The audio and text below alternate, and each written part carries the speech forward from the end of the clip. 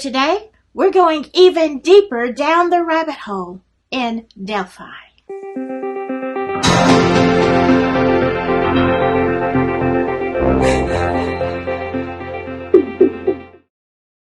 Hello, my Silky friends. Thank you so much for all of the comments that you have made on my last couple of videos. Amazing. So I wanted to get this video out here today, messy, funky hair and all, because there's so much going on. So let's start with a comment. Now this is by Keith Griffith. He says, I live in New Haven, Indiana. My dad was a Freemason for about 3 months, then stopped going. Years later, when I received my driver's license, the first thing he said to me was to keep myself out of Peru, Delphi, and surrounding areas. I asked him why. He would only elaborate by saying it's devil's country. I kept persistent on asking, and all he said was to keep away from the people and drop it. Never did he say another word about the Freemasons or Western Indiana. So that was the first thing that I came upon. And also, there was another viewer. I screenshotted it. I don't know. I've looked all through the comments talking about even deeper secret degrees of Freemasonry. I don't know what happened to that. It was amazing, and I would love to share it with you all. But let's start with this. Before you come at me, I know you will, let me say that I do not believe that all Freemasons are evil people, okay? Especially those in the lower levels. I know a lot of church people, a lot of law enforcement, a lot of everything are Freemasons. So, you know, certainly not everyone is bad. But for those who might not be aware of some things, let's take a look into what I have found. Now, I'm going to start a video with this man who is, and I will leave all the links below, who was a law enforcement officer, and, you know, it was kind of like a brotherhood thing. They invited him to become a part after he had been there for a while, and that's the first part of this story. So it talks about how he got, you know, involved in Freemasonry, and he worked his way up to Master Mason. But what I want you to listen to, and he's out of the brotherhood now, but take a look at what he has to say. And then not only that, you're sworn to secrecy. Yeah, you sworn never to divulge any information, but to always protect and help your fellow brother. That's it. Gotcha. Or they'll probably, you know, well, you know what, we want to buy you your first ring. Or they'll give you a shield to put in your car.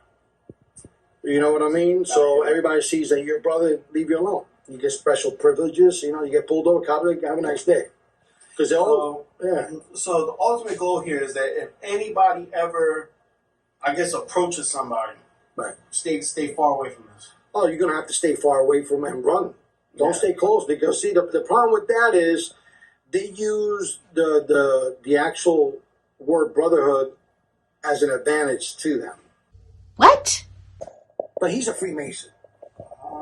But see, if you start exposing them, they'll go after you, they'll go after your family, they'll try to kill you, because the government is part of it. It's not only civilians, the government is in cahoots with these people. Right. Okay, say what? That would be a big no for me. I found this so disturbing. Looks like I'm doing hand signals, doesn't it? So maybe we could just say this is a disgruntled guy who just wants to bash the Freemasons. Well, let's look at some more evidence. Let's look at a second video about the actual ceremony to become a Master Mason.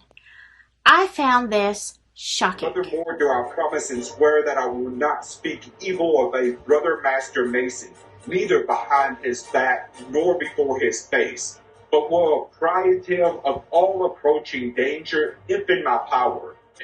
Furthermore, do I promise and swear that a Master Mason's secrets, given to me as such, and I knowing them to be such, shall remain as secure and inviolable in my breast as in his own, to keep and perform the same, binding myself under no less penalty than to have my body severed in twain and divided to the north and south, my bowels burnt to ashes in the center, and the ashes scattered before the four winds of heaven, that there might not be least track or trace of remembrance remain among men or masons of so vile and perjure a wretch as I should be, were I ever to prove willfully guilty of violating any part of this solemn oath and obligation of a master mason.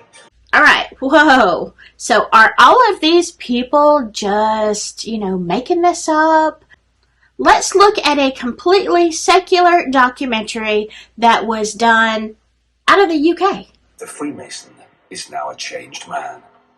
It's really an internal transformation of who you are by developing greater awareness of the physical, the intellectual, and spiritual world in which you live.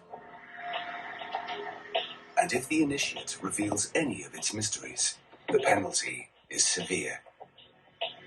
The Masonic vow promises the oath breaker will suffer a slashed throat, disembowelment, and being burned alive. You don't tell on a brother. It doesn't matter what they've done, okay? I actually had a viewer, Scott Daly, who asked a question like, what do I spell it out for me? What do you mean people are afraid of retribution? Well, I'm thinking nobody wants to be sawn in half and, their body burned and ashes strewn. I don't know that it goes to that degree, but you take an oath about it, don't you? All right, so you may be disturbed about the Freemasons, but what makes you think that anybody in law enforcement in Delphi or the surrounding areas are Masons? Well, again, these are hand signs that are known to be Masonic rituals and or mudras. This is, again, a thing that often used in witchcraft. It is a power symbol. Now, what I did read, and this is just like kind of an open book. This was, I think, on Pinterest from a Mason, a proud Mason, who basically said that, yes, they do have hand signals. Most of them are universal, but every lodge has their own. So are they signaling something only known to them? Well, we don't know. It is a possibility. Let me also read you this from Portfolio. There is something called the philosophy of the hand, which I believe dives into esoteric hand symbols. Esoteric symbols are powerful and subtle, and I believe Masons and those in the know use them as sort of a protection and or sort of a way to leverage whatever they are doing. Now let's take a look at this video.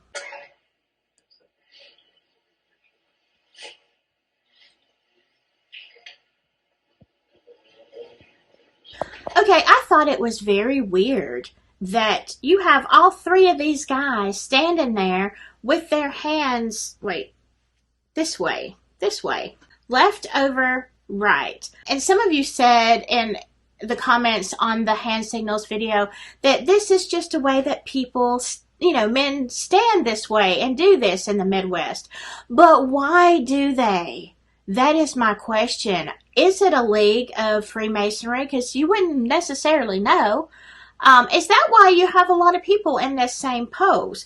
This one was weird to me, though. Think about it.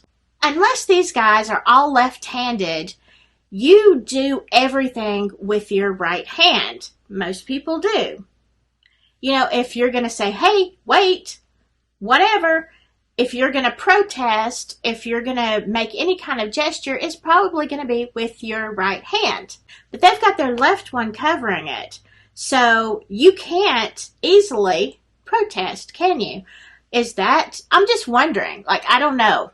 I'm just wondering if that is maybe a reminder to themselves to keep quiet. This is a brotherhood. Check out Shane Evans' fingers. They're the laced and the fingers pointed. If that is not, in the Masonic handbook, then nothing is. And that's weird. Who does this to stand? You're crossing, you're lacing your fingers, but you've got these two crossed? That just doesn't make any sense. You're pointing down? What the heck, Shane? Okay, So, does this prove that they're Masons? No, it does not. Does it suggest that they are? You betcha. You betcha. That is just my opinion. But being a Freemason doesn't make you a criminal, does it? No, it doesn't. And this is just, in my opinion, anything that requires secrecy, it creates an atmosphere of crime, evildoing, whatever. Because if you have that atmosphere and you know nobody's going to tell on you, no matter what you do, what you going to do? If there's no consequences, really, then you have free reign to do everything. Okay, now that sounds harsh, but let me show you this. I came across this video. It may have been on Miss Behave's channel. That's like Miss M-I-S-S, Behaved. Great channel. Go check it out. I love it. And I'm thinking that's where I saw this. I don't know. I've been doing so much research over the past couple of days, but I came across this video, and it is talking about trafficking and law enforcement.